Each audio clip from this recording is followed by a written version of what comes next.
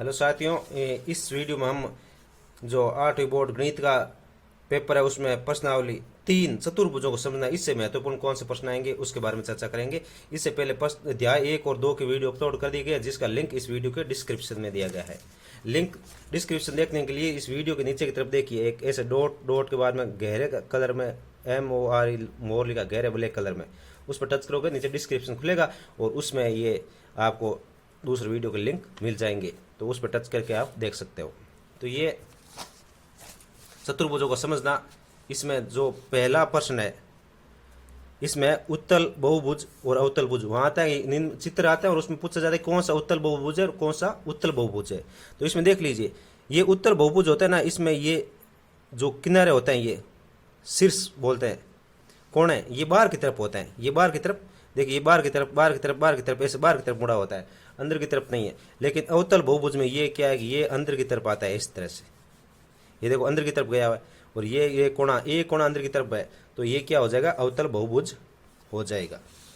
अब इसका question number 2 आता है, एक समबाहुभुज की भुजाओं की संख्या ज्ञात कीजिए जिसका प्रत्येक बाह्य कोण का माप 45 डिग्री है। बाह्य कोण का माप दे रखा हो और भुजाओं की संख्या इसमें आपसे पूछ रहा है, तो इसमें आपको क्या करना है, 360 में 45 का भाग देना है। यह याद रखना, 360 में 45 का मतलब 360 में जो कोण दे रखा है उसका भाग देना है। अगर यहाँ 15 डिग्री हो तो 15 का भाग देना 360 में, अगर 20 डिग्री दे रखा हो तो 20 का भाग दे देना। जो यहाँ जो माप दे रखा हो, बाह्य कोण का माप दे रखा हो और वो भुजा की संख्या पूछ रहा है, तो 360 में जो कोण दे रखा है उसका भाग देना है। अब 360 में 45 का भाग देंगे तो पहले इस संख्या को देखो, 9 के पाड़े से कट रहा है तो 9 के पाड़े से काटते हैं, तो ये 40 आ जाएगा ऊपर और नीचे आ जाएगा 5, ये 9 के पाड़े से 5 बार कटेगा। अब 40 में 5 का भाग देंगे तो ये 8 बार जाएगा, यानी इसमें 8 भुजाएं होंगी।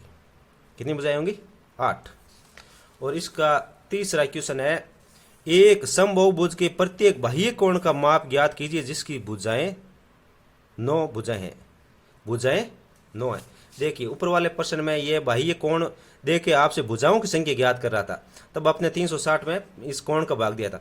अब ये भुजाएं देके बाह्य कोण का माप ज्ञात कर रहा है, तो हमें 360 में इन भुजाओं का भाग देना है। जितनी भुजाएं दे रखी है, तो 360 में 9 का भाग देंगे, 360 में 9 का भाग देंगे तो 360 में 9 का भाग देंगे तो ये आएगा 40, यानी 40 डिग्री है। प्रत्येक बाह्य कोण का माप कितना आ जाएगा, 40 डिग्री आ जाएगा।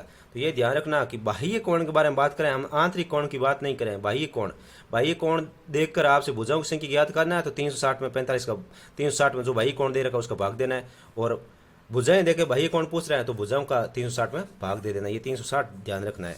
उसके बाद अब आता है आंतरिक कोण। देखो, एक बहुभुज के आंतरिक कोणों का योग कितना होगा जिसकी भुजाएं 8 हो। आंतरिक कोण का योग पूछ रहा है। अब तो आंतरिक कोण का योग पूछ रहा है, तो इसमें क्या करना, जितनी ये भुजाएं दे रखी है भाई, आंतरिक कोण का योग कितना होगा, तो जितनी भुजाएं दे रखी उसमें से 2 घटाना है, उसमें से 2 घटाना है और 180 से गुणा करना है, 180 से गुणा करना है। तो 8 में से 2 घटाने पर ये 6 आएगा और फिर 180 से इसको गुणा कर दो, तो ये 6 को 180 से गुणा करेंगे तो ये 0, 8 छंग 48, 4, 1080 डिग्री आ जाएगा। कितने आ जाएगा, 1080 डिग्री आ जाएगा। ये डिग्री लगाया ऊपर, डिग्री का ये मात्रा का, ये 1080 ऊपर ये डिग्री लगा हुआ है। अब आता है समांतर चतुर्भुज की विशेषताएं बताइए। समांतर चतुर्भुज होता है, जो समांतर चतुर्भुज होता है उसकी विशेषताएं। तो समांतर जो चतुर्भुज होता है समांतर, तो उसमें आमने सामने की भुजाएं बराबर। पहला होता है आमने सामने की भुजाएं बराबर,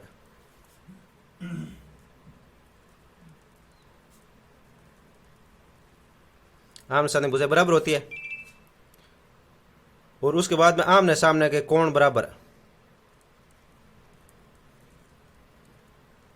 आमने सामने के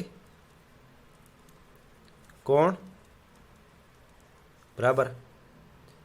तीसरा होता है आमने सामने की भुजाएं समांतर होती है।